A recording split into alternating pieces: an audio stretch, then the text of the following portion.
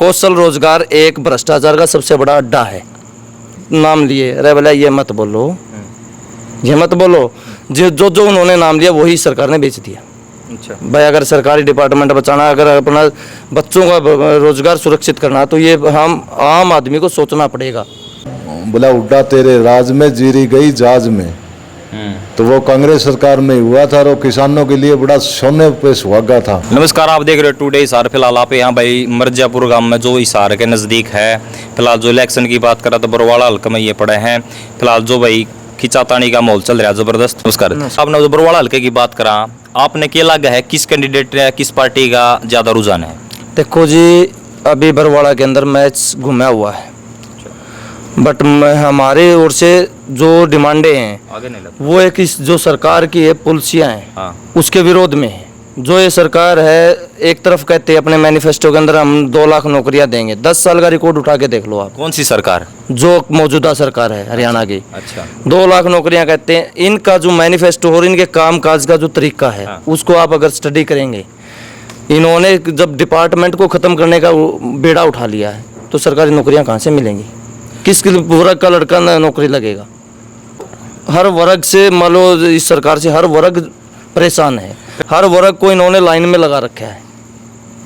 फिलहाल जो आप बात करा कि बीजेपी सरकार ये कह रही है हम कौशल रोजगार में दे रहे हैं। फिलहाल जो कांग्रेस की बात करें, कांग्रेस कह रही है भाई ये एक कौशल नाम की एक बीमारी है। ये मतलब ये सच्चाई है। कौशल रोजगार एक भ्रष्टाचार का सबसे बड़ा अड्डा है। जैसे एक गाँव में कहावत होती है, भाई अपना कोई मान लो बैल ज़्यादा हो जाता है, उसको दाग लगा के छोड़ दिया जाता है। हाँ। भाई उसको सरकारी खागड़ बोल देते हैं। हाँ। वही एक जो कौशल HKRN जिसको बोला जाता है, वो एक वो अड्डा है। अभी जब पिछले जो कैबिनेट की लास्ट मीटिंग थी, उसके अंदर हरियाणा के चीफ मिनिस्टर ने एक बात बोली थी कि भाई मैं एक इनके लिए एक अधिवेश ले रहे हैं। हाँ। उसके अंदर उन्होंने क्या कहा है कि भाई हमने इनको 58 साल की नौकरी के लिए रोजगार सुनिश्चित कर दिया है। अच्छा। लेकिन उस रोजगार का जो उस मैनिफेस्टो को अगर अंदर आप पूरा उसको स्टडी करेंगे, तो उसके अंदर सिर्फ ये है कि एक वो जैसे खगड़ वाला बात है ना, भाई हम इनको पक्का नहीं करेंगे। एक कच्चे की का दाग लगा के छोड़ दिया है। समान काम समान वेतन सुप्रीम कोर्ट का आदेश है, वो लागू ये सरकार नहीं कर रही। सरकारी नौकरियां ये नहीं दे रही। हर चीज़ में प्राइवेटाइजेशन के लिए तत्पर है। बिजली नेटवर्क का काम करें, पूरे इंडिया का नेटवर्क प्राइवेट देने की कोशिश की जा रही। रोडवेज है, जल सेना इन्होंने बेच दी, भेल इन्होंने बेच दी, रेल इन्होंने बेच दी, एयरपोर्ट इन्होंने बेच दी, लाल किला इन्होंने बेच दिया, और क्या छोड़ेंगे? वो एक जब किसी एक MP ने कहा था भाई आप लोगों ने 70 साल में क्या किया? 70 साल में उन्होंने कोई नाम लिए अरे बोला ये मत बोलो, ये मत बोलो, जो उन्होंने नाम लिया वही सरकार ने बेच दिया। अच्छा भाई अगर सरकारी डिपार्टमेंट बचाना, अगर अपना बच्चों का रोजगार सुरक्षित करना, तो ये हम आम आदमी को सोचना पड़ेगा। क्योंकि ये जो सरकार है पूंजीपतियों की सरकार है। 2 ही इंसानों के आगे सरकार चलती है। कौन कौन से? हम 2 दत्तक पुत्र हैं। तो नाम लेना चाहोगे? अंबानी अडानी। अच्छा, नाम क्यों नहीं? नाम लेने का ये अंबानी अडानी 2 ही हैं। किसान का तो कोई कर्जा माफ़ नहीं किया जा रहा। आम आदमी के ऊपर हर तरह की जो महंगाई की मार है वो बढ़ती जा रही है, और जो कर्जा है वो पूंजीपतियों का कर्जा एक कलम के साथ माफ़ किया जा रहा है। फिलहाल आप जो ये किसानों की बात करा, जो मतलब जो आंदोलन था, उस टाइप की एक पार्टी का मतलब बड़ा अधिकारी ने पद लगा ले, आपने बेराई है। लेकिन उसने एक चीज़ कही थी भाई किसान आंदोलन नामक एक बीमारी शुरू हुई थी, उसमें भी काम नहीं हो पाई। तो JJP पार्टी में कही थी फिलहाल यह बात। तो क्या लगा है भाई ये किसान की जो आंदोलन छेड़ा था, क्या वो बीमारी है? क्या ये सही कही गलत कही है? ये बिल्कुल गलत कही गई, सरासर गलत कही गई बातें हैं। किसान आंदोलन मजबूरी में किया गया आंदोलन है। जब किसी बंदे के गर्दन पे अगर आप पाँव रख दोगे तो इंसान चीखेगा। यही वो जो 3 कानून थे वो किसान की गर्दन काटने वाले कानून थे। एक बात बताइए आप, क्या किसान क्वालिटी और क्वांटिटी अपने दम पे दे सकता है? इन कानूनों के अंदर सबसे मेजर जो समस्या है क्वांटिटी और क्वालिटी, जो जमीन ऊपर मालिक के हाथ में है। किसान अपनी मेहनत कर सकता है, लेकिन इस सरकार ने क्या करा है, कानून के दौरान अब भगवान बनने की कोशिश करी, तब जाके किसानों को लास्ट रास्ता जब अपनाया, उसके लिए उसको आंदोलन करना मजबूरी होगी। उसलिए किसानों को आंदोलन करना पड़ा। जब जमींदार पे आप अपनी जमीन मान लो ज़मीन के मालिक आप हैं और झंडा किसी का लगेगा तो क्या आप उसको सहन कर पाओगे? ये तो रही किसानों की बात। अपनी प्रॉपर्टी पे कोई भी हक नहीं जताना चाहता कि ना ही उस पर कोई कब्जा करने दे, सीधी बात। फिलहाल जो अभी बात करा तो आज की फिलहाल जो नरेंद्र मोदी अपने हिसार आ रहे थे एयरपोर्ट के पास, तो आपने क्या लगा है उनके आने से अपने हरियाणा में कोई फ़र्क पड़ेगा या फिर आपने जो बात करा नज़दीक बरवाड़ा में कोई फ़र्क पड़ेगा? नहीं, उसका कोई फ़र्क नहीं पड़ने वाला। वो सिर्फ थोड़े घोंसले मार के जा रहा है। वही कांग्रेस कांग्रेस, पाकिस्तान पाकिस्तान, मैं 3 शब्द रट के आ रहा था, बस ये कोई शब्द नहीं था। तो फिलहाल आप बात करा जो भी लोगों का पहले लग रहा है कि जैसे भी इलेक्शन होने से पहले जो इससे पहले जो इलेक्शन हुए थे उन्होंने लोगों ने लगा कि भाई यह चीज़ उसका है, भाई मोदी सब कुछ है। जैसे ही वो राम मंदिर का इलेक्शन आ रहे वहाँ से जहाँ पर है अयोध्या से आ रहे तो लोगों का क्रेज थोड़ा कम हो गया, आपने लगा है? क्रेज नहीं, ये सिर्फ एक बात बताइए, 10 साल से इसने देश के ऊपर राज कराया है, कभी इसने कभी विकास नाम से जो काम किया उसके नाम से कभी इसने वोट मांगे? सिर्फ और सिर्फ झूठे ढकोसले करके किसी पर्टिकुलर इंसान से बात सीधा नाम लेके वो अटैक किया, पारिवारिक सीधा अटैक कर रहा है। जो काम है उस काम के वो बलबूते पर इसने कोई वोट नहीं मांगा। अंधभक्ति के कारण देश मान लो इसके जो था वो अंधभक्ति के अंदर जो लगे हुए थे उन्होंने इसकी हवा निकाल दी है। अब 2 आदमियों के पीछे लगा हुआ है, भाई कैसे भी मेरी सरकार 5 साल चली जाए, निकाल दे।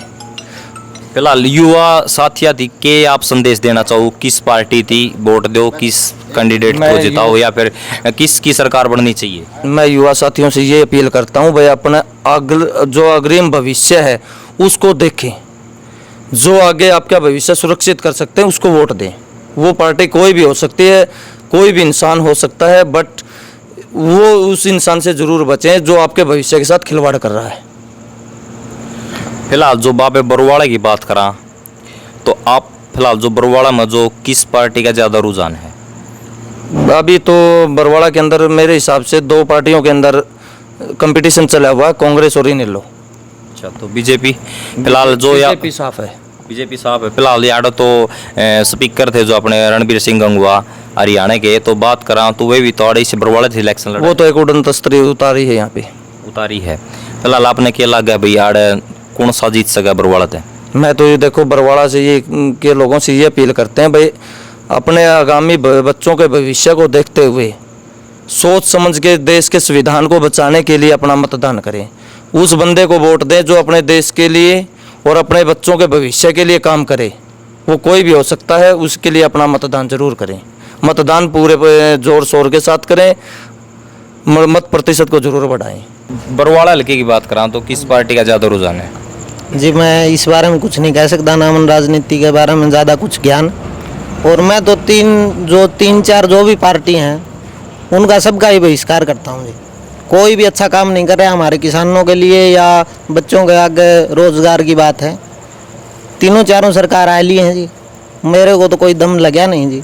कोई दिल से काम तो करता नहीं है, अपने बढ़ते हैं और ठीक है अपने अपने सट्टू से क्या नक्की हुआ। फिलहाल आपकी जो ये मतलब सोच है जो आपने नू लागे कि भाई ये काम नहीं करवाती है सरकारी ये, तो आपने क्या क्यों लगे कि यह चीज़ भाई यह चीज़ यह सारी सरकार गलत है? पता नहीं मन तो जो राजनीति सिस्टम है ये ढोसला लगा है।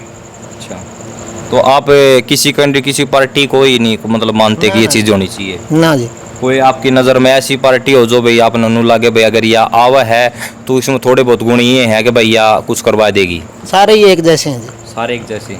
फिलहाल जो आज की तारीख में बात करें बरवाड़ा की तो नरेंद्र मोदी इशारा आए थे, आपने क्या लगे भाई कि बरवाड़ा में कुछ नया असर पड़ेगा या पूरा हरियाणा में असर पड़ेगा इस चीज़ का मोदी के आने से? ना मोदी के आने से बरवाड़ा हल्के में भी असर नहीं पड़ेगा, ना ही पूरे हरियाणा स्टेट में इसका फर्क पड़ेगा कोई।